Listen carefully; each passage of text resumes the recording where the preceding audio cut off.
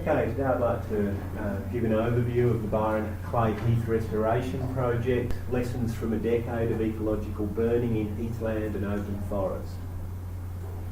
As a quick overview, I'll introduce the issue of canopy closure in treeless ecosystems more broadly, look at what the Byron Clay Heath is, its values and the issues affecting it. How do we restore these ecosystems, looking at specific examples from the Clay Heath restoration project and progress to date. So canopy closure is a global phenomenon in fire-excluded open ecosystems around the world and has been reported in all continents. Here's an example here in South Africa where a once open savanna ecosystem has, in the absence of fire, been encroached by trees, turning into what in Australian classification we now classify as a woodland or an open forest.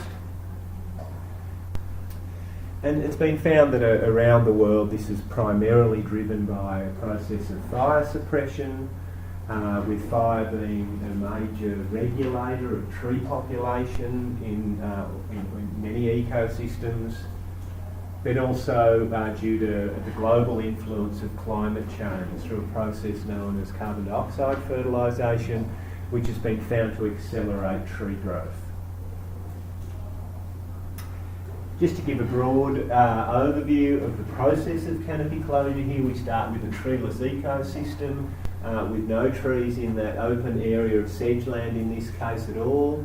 In the process with fire exclusion, trees recruit into that sedgeland vegetation or whatever that treeless ecosystem is. But we can still see we have that sedgeland occurring underneath those trees. But then moving forward we get loss of ground layer due to shading when those trees develop a very closed canopy.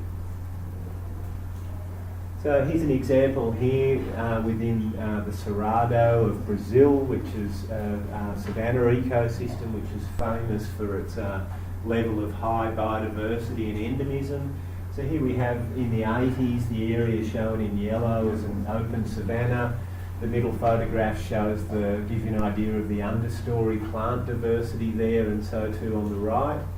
But moving forward a little over 20 years without fire, and we can see that once treeless ecosystem being invaded by trees, forming a forest ecosystem. Here in the middle we can see how that structure has changed from that low open vegetation to a taller forest ecosystem. And again, we can see the consequences on the right here of that shading suppressing that understory flora. So canopy closure of treeless ecosystem has been widely reported in Australia. Here's just a snapshot of the published studies that I'm aware of. It's obviously more widespread than this, but that's relatively speaking quite a lot of published studies for this process. Here's an example here in the Kwongan Heathland in Western Australia, which is our most biodiverse heathland ecosystem, certainly in Australia, but I believe the world, characterised by this very high diversity but low structured vegetation there. But then in the absence of fire, we have this Arakwal, which is otherwise part of the ecosystem, but it grows up above the heathland and starts shading out the understory. And we can see here we've lost virtually all those understory species there. Here's just a quick sample of some of the threatened species at risk. Again, this is from published studies ranging from species across both the east coast here and over in the west coast, those lower two plants there. Okay, looking at some regional examples of canopy closure, starting with Themata grasslands. So this is Cape Byron State Conservation Area. It's the areas here demarcated with that orange boundary, which show the area of Themata grassland in 1994. Again, some of these grasslands aren't that much to look at in terms of what biodiversity reveals itself at first glance, but there's incredible plant diversity within these headland grasslands. And moving forward here to 2016, we can see that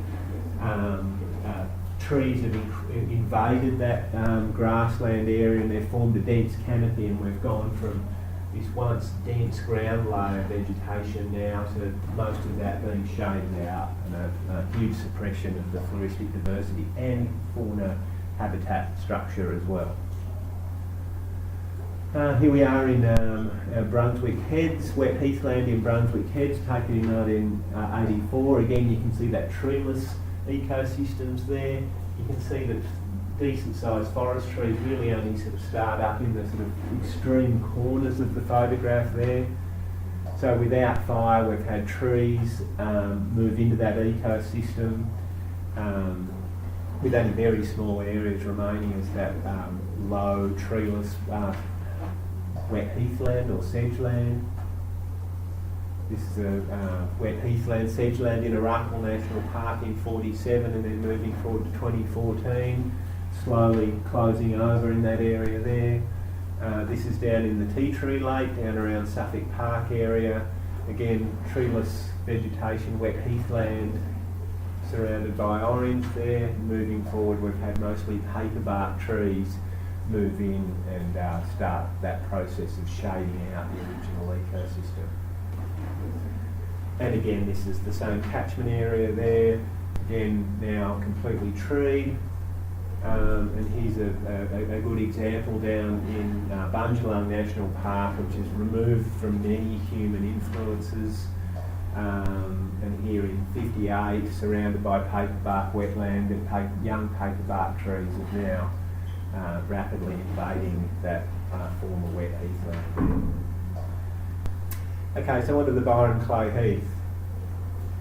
So looking at areas of Clay Heath generally, they've got a very scattered distribution along the coast, starting up there in the Sunshine Coast at Mount Coolum, coming down through here to Byron, but down in Urugir National Park east of Grafton are the largest areas of Clay Heath ecosystem generally occurring along this area of coast, around 650 hectares, around Wooleye and Mini Water and the like. And here we have the extent of Byron Clay Heathland, or just Clay Heathland that sits within Byron Bay, shown here in red. The town centre just to the left is off the picture, and the lighthouse up to the top right-hand corner is also off the picture.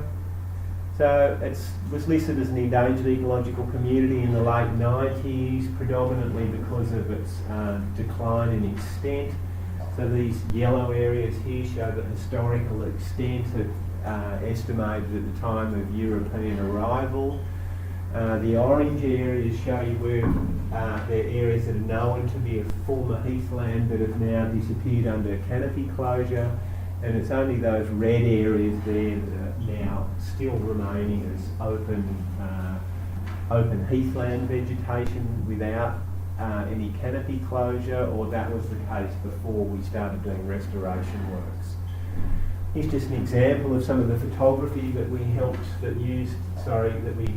used to define or estimate what that pre-European extent of the vegetation was. Treeless ecosystem, extremely diverse, fine ground layer there. Okay, so this is what the Clay Heath looks like for those who've never seen it before. So it's a low, heathy vegetation, usually sort of ankle to knee high. There are a lot of heathy shrubs within there. We can see Alocasia and Banksia in the foreground.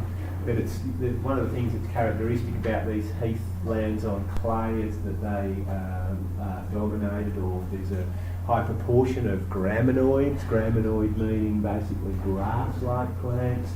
So it includes true grasses, but also sedges, lilies, lomandra rushes, for example, and orchids, all of which are grass-like, hence the term graminoid.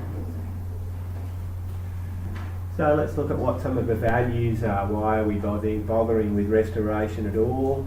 Apart from being a rare ecosystem, it's known to be habitat for these three threatened flora. So starting with the Byron Bay diurus on the left, it's currently known from only 3 individuals. We were down to 1 at one stage, but 2 more have recently been found. In the 90s, population was in the order of 50 to 100, and in the 50s, old locals say that they're in the flowering season. It used to be meadows of yellow across areas of heathland across these hills. Extremely high conservation value. Got this Mount Coolum she oak here, which is a very low dwarf heath casuarina. It's been otherwise grouped into a casuarina that occurs right throughout, scattered throughout that clay heath distribution. But Karen Wilson, who's really the world authority on Casuarina, says she thinks we've got something totally unique species-wise here, but would require some considerable genetic work to determine that. So currently sits as a threatened species in the Mount Coolum she oak group. And here's just a quick example, another thing, pink nodding orchid. There used to be on Honeysuckle Hill a population of about 300 of them, largest in New South Wales at the time. They recruit with fire, open ground created by fire, but they only live for about 30 years. And at about the 30-year mark, after the last fire, these guys just started disappearing, and there's now none left, and can very clearly be associated with absence of fire to create suitable habitat for new young individuals to recruit. Okay, threatened fauna. Here's some of the threatened fauna that have been recorded known to use the heathland, ranging from Wallam sedge frog, which is really quite common right up through. Queensland blossom bat, very cute little bat, only about the size of an egg, which is a nectivore. It's basically really a fruit bat.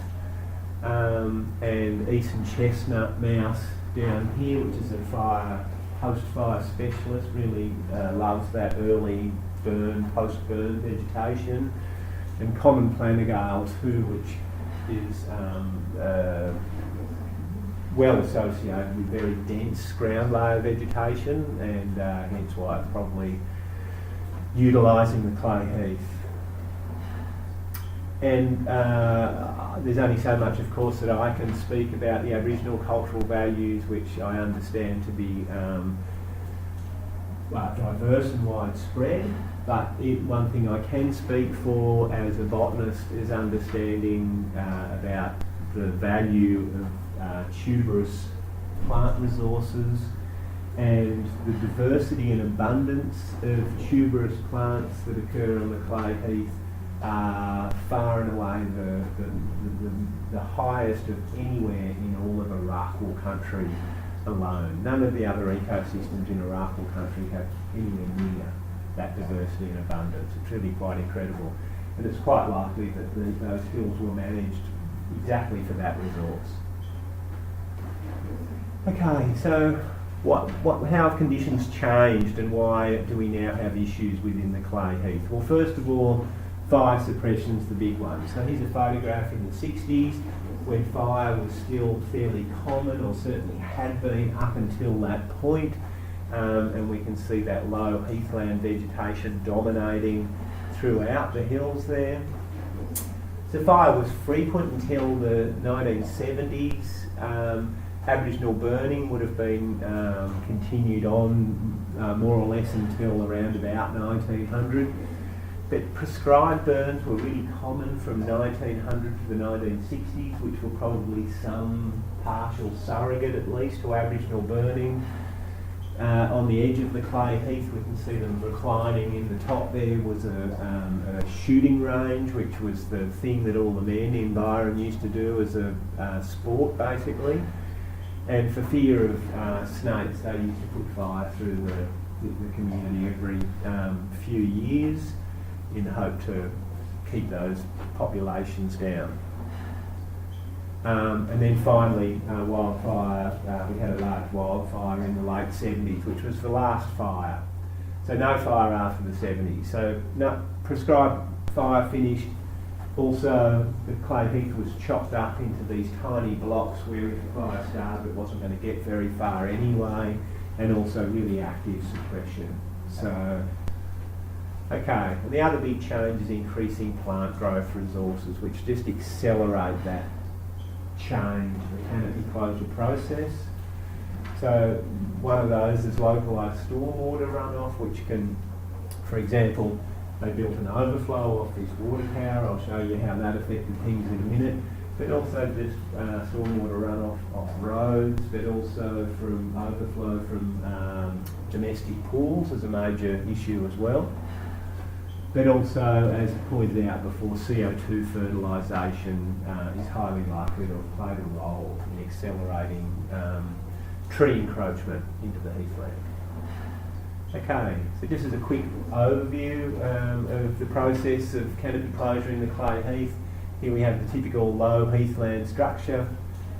So in between fires, trees can recruit into the heathland, but historically at about this time, fire would move through this ecosystem, removing trees altogether or otherwise keeping them very low in the profile. However, under continued absence of fire, the trees continue to grow and start forming a canopy above the heathland. With yet further fire exclusion, the canopy starts to join together and starts shading out areas. As we can see in the bottom right-hand corner of the leaf litter there, we can see that heathland understory starting to break up here. We're starting to get rainforest trees come in as well, sort of benefited, brought in, helped, probably assisted by the perches created by the trees, by currawongs and the like. That's a pittosporum there in the middle, sweet pittosporum.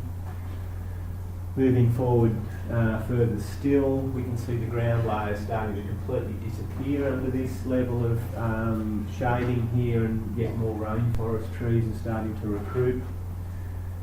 And then this is as far as things have, this is the worst case that things have gotten to, at least by the time of the commencement of the restoration works.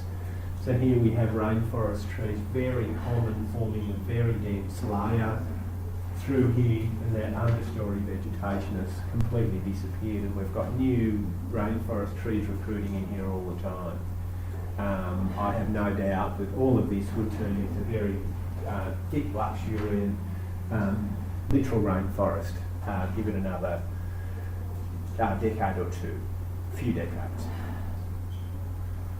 Okay, so we've gone basically in the space of 40 to 50 years of this open heathland structure to this closed forest structure on the right-hand side.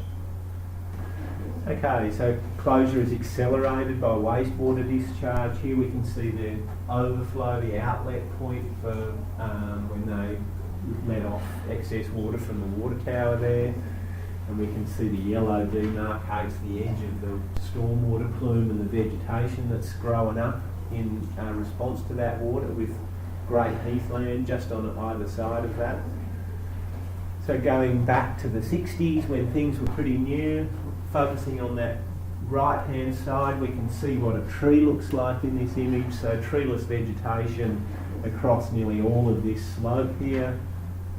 Then once we get through to 1994, we can start seeing trees starting to erupt out of that, but also those bright green areas of coral fern, which is very problematic, shades out the Clay Heath as well, but loves the water.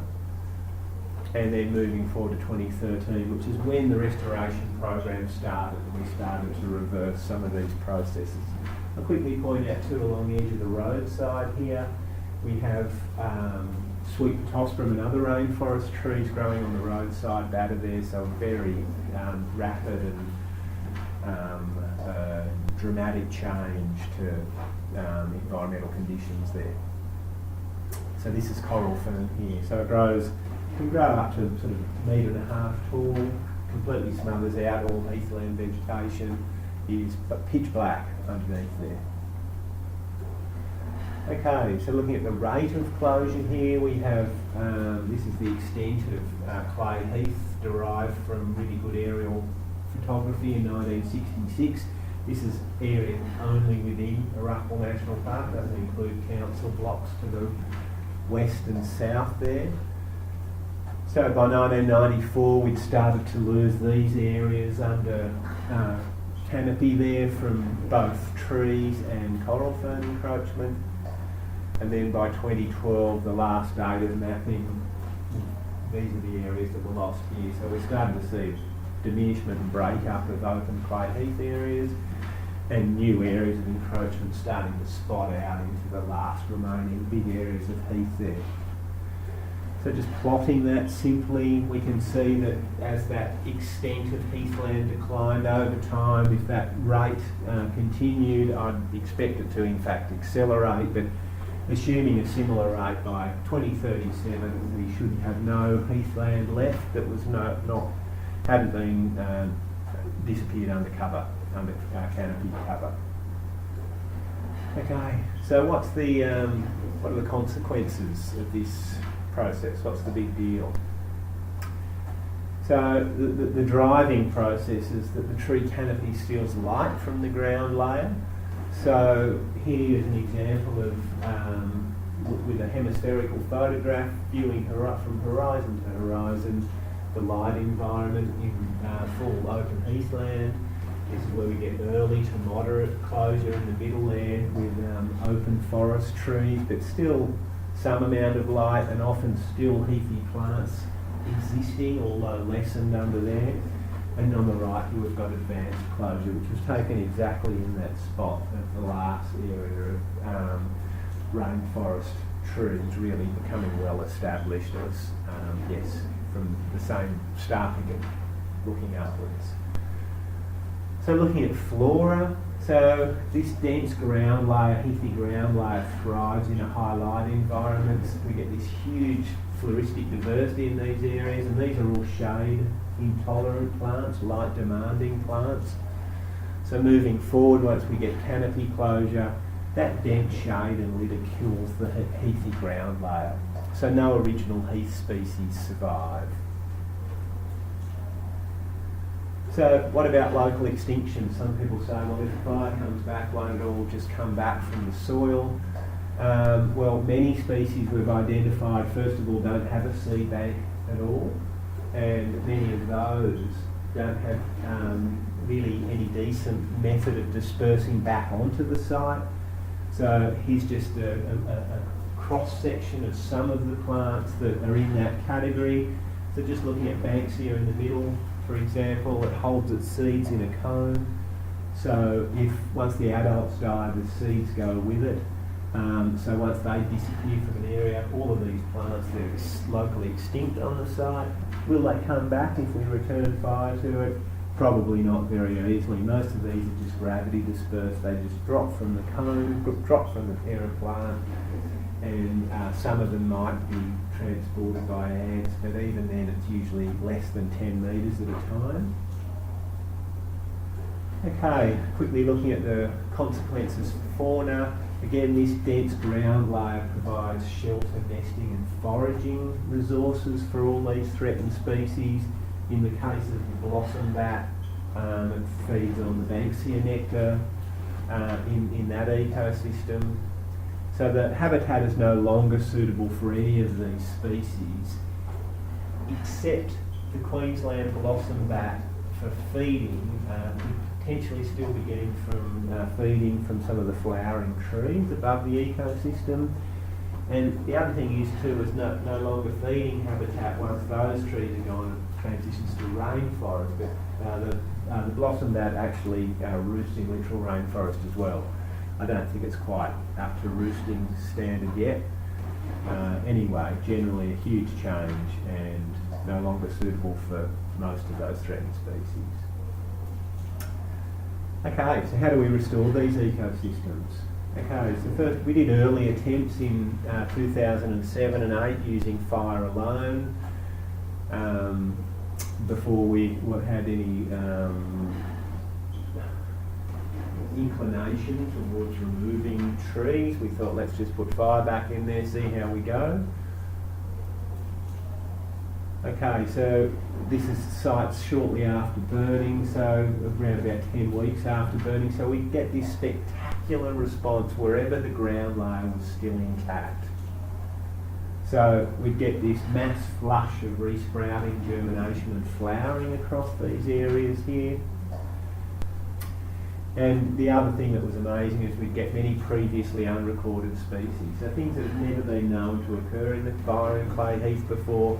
We normally get one after every fire that we put in. Not necessarily that rare species in the landscape generally, but encouraging that fires seem to be rejuvenating species that have otherwise been sitting there waiting for fire in the seed bank. This orchid here, we don't know what that is, and it's highly likely to be something uncommon or potentially even new. The other thing is we get rapid site capture via resprouting. So a lot of these plants resprout and they really quickly close up that ground layer again, so the weeds have very a difficult time getting in and establishing before these resprouters capture the site. So we had no weed support at all after these first two fires. We just burnt them and just let them go, and wherever the ground layer was intact, we didn't need it. It was absolutely fine. But the issue is the trees aren't removed by fire. Many of these trees are fire resistant already. Here we have about 9 months after fire, we can see a lot of these pink bloodwoods starting to, or well underway from resprouting from epicormic buds there. They'll quickly reinstate that shade again. But this also includes most rainforest trees. So we've got all this great regeneration here of heathy plants coming up from seed, but they'll struggle underneath the shade of that, in this case Iliocarpus reticulatus, forgotten the common name at the moment, blueberry ash. They'll shade all that stuff out pretty quickly once they get underway. So anyway, point being, heathland structure is not restored by fire alone, if that was our intention. Fire is also ineffective where the ground layer is lost to canopy shading. So we've got these two very different fuel and fire environments here. On the left, this area would burn on under prescribed fire conditions on many days in the year, maybe 200 days in the year, just off the top of my head at a guess. Whereas on the right hand side here, we have reduced wind. Higher shading means that the leaf litter is kept moist, and we've lost all that kind of, sort of standing fuel there. Anyway, many changes there. So on the left here, it's easy to apply prescribed fire, which is great. It means that we still have it in hand to manage this as we wish. But this area, once we've lost that understory, is very difficult to manage. And in this particular area, they tried to get fire through there, but it was very difficult. But even where it burned, prescribed fire was found to be either impossible or very mild. So even where it burned, the canopy and shade still persisted. It didn't defoliate the trees or scorch the trees or do anything to reduce that canopy. But also we got limited heath regeneration. We had a few things pop up, but they didn't last long in the shade. So heathland structure and flouristics are not restored by fire alone. We also found that rainforest tree density increased where the ground layer was lost to canopy shading. So here we have just photographs showing this dense flush of rainforest trees. So once when we may have had scattered rainforest trees through an area, the fire stimulated a soil seed bank. So we wound up, if we hadn't managed these, we'd wind up with basically small groves of rainforest trees wherever these occurred. And you can see that in amongst it we've got all these wonderful heathy plants regenerating and resprouting, some of them. And quite a diversity too. So just in that small photograph up there, you can see cheese trees, brown currajongs and poison peach. Yes, and this is very, really raises questions about how we manage some of these ecosystems with fire every couple of decades as opposed to being quite frequent. It's now emerging that in some of these ecosystems, if we burn them infrequently, it's actually accelerating canopy closure faster than if we hold fire altogether. So, heathland structure has been degraded by using fire alone.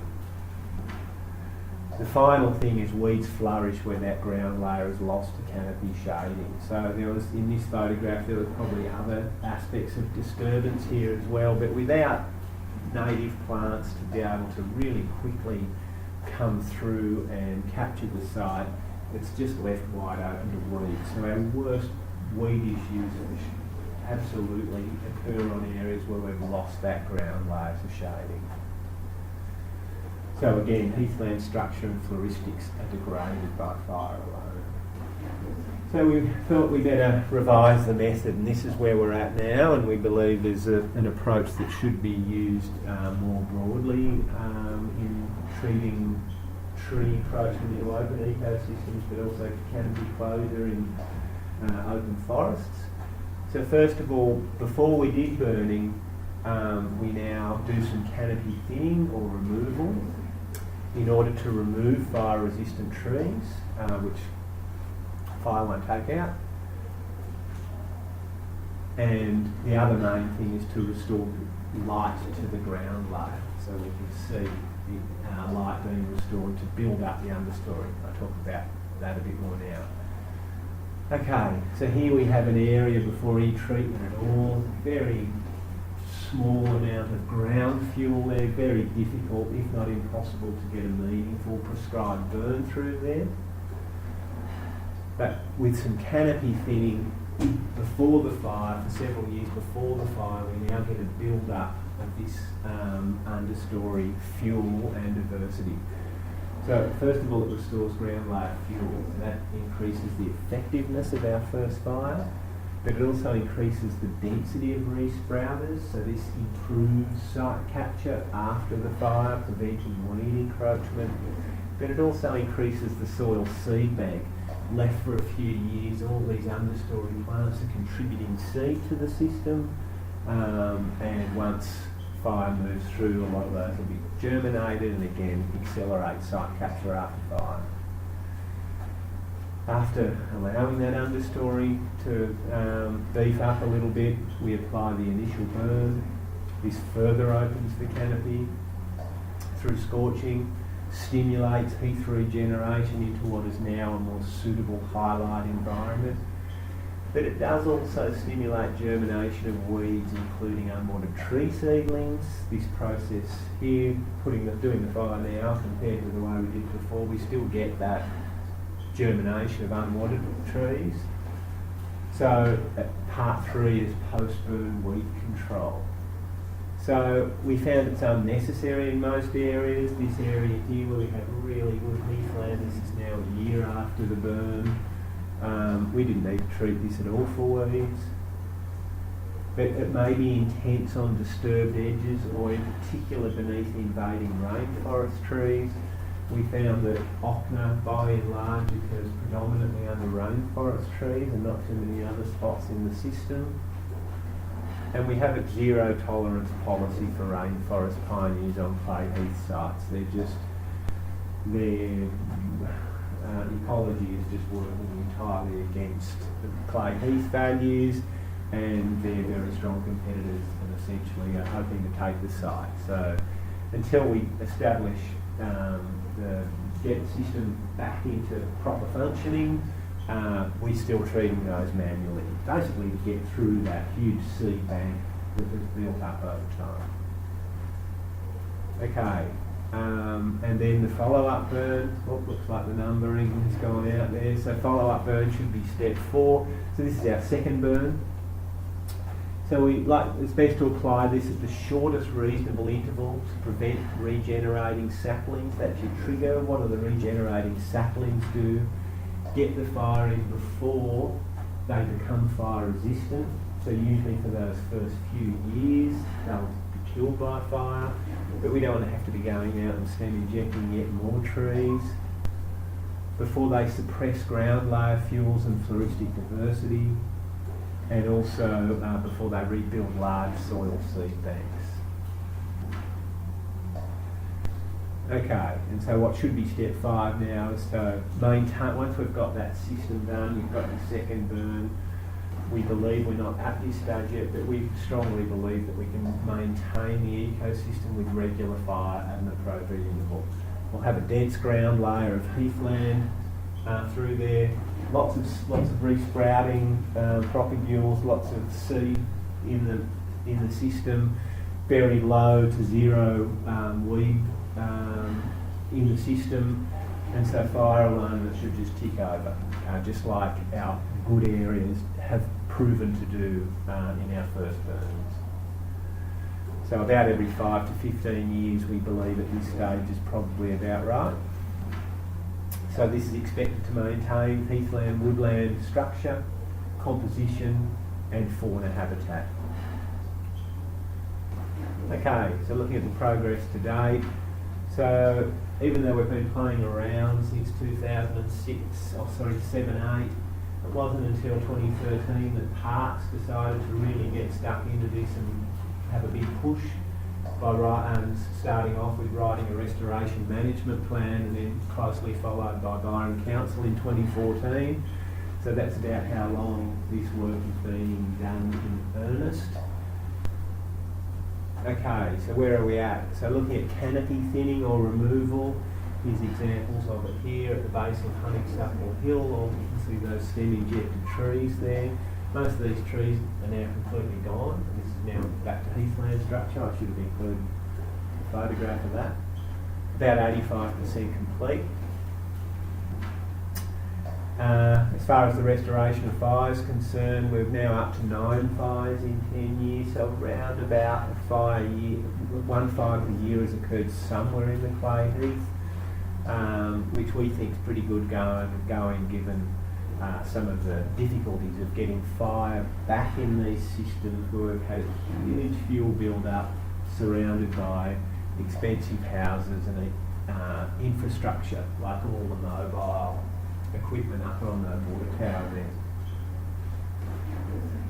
So here's just a map to show where we're at with the burns. The red areas have all been recently burned as part of this program. Orange are proposed over the next few years, and yellow's sort of proposed sometime in the medium term.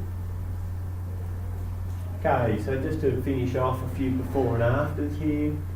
So this is a site in Arakwal National Park in 2013 where we just had sort of a bit of a woodland of encroaching trees.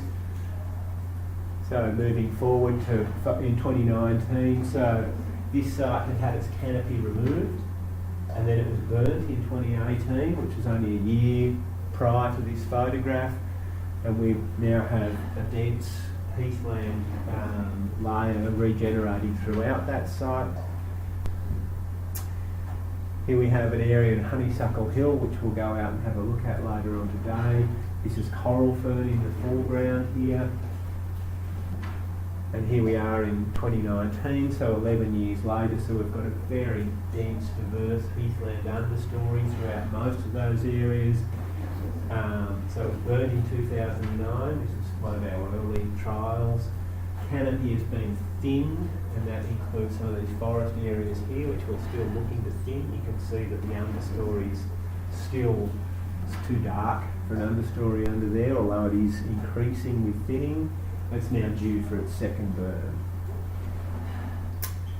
Okay, Paterson Street Hilltop Reserve. This was a ghastly site. This is Camphor Laurel here, Ochna through here, giant bird strelitzia trees there, sweet pittosporum, virtually no ground layer except for a smattering of midgeonberry, but all the grasses were gone. This is how the site looks now. Again, this is done with our current preferred method. This was the very first site burn. We burned in 2008. We've been canopy thinning ever since and managing some of the things that have come up. It's now due for a second burn, and it's highly likely that after that second burn, things will really start singing here. Okay, and finally, I think this is the last in the series. This is at the very bottom of that slope. We've had coral fern previously. So we can see a lot of rainforest stuff in the mid-story, making a dark canopy, vines and palms are recruiting and all sorts of stuff going on there. Basically heading its merry way towards becoming literal rainforest. Then with canopy thinning alone, we've managed to restore some light to that understory, and it's now due for its first burn. And we're hoping that some of these understory plants here will, it's highly likely they'll increase their populations, and we're also hoping to get some seed washed down from upslope as well. Okay, so just in conclusion, the key lessons for other open ecosystems that I'd just like to highlight for everybody. The loss of the healthy ground layer is catastrophic in these systems. Once that happens, planned fires become ineffective. You're likely to have a weedy regrowth, and you've got a very long road to recovery. So these are examples of open ecosystems, open forests that are, in my mind, given the health of their ground layer, are very healthy systems, and this is really what we should be aiming for. We've got examples of wet open forest, there's rainforest trees in the system, but we've got this ground layer, a flammable ground layer of ferns, which allows us to put fire and maintain that flammable ecosystem, fire dependent ecosystem. Dry open forest up there, we've all got a good idea that's how that should look. And then swamp sclerophyll forest too, so a dense understory layer, that's in Buntuang National Park, in a part of the world that still receives somewhat regular fire. So I think the most important thing is that whoever's looking to start moving forward in this space, that sites should be prioritised, those that have a healthy ground layer. And if you don't have a healthy ground layer, think twice because of all those difficulties. So it should be sites that are still looking good, with the low-hanging fruit. We need to maintain them and expand them. And maybe we'll get round to some of those more difficult things in some areas over time. So just to reiterate, ground layer health is a key indicator of open ecosystem condition. Okay, thank you.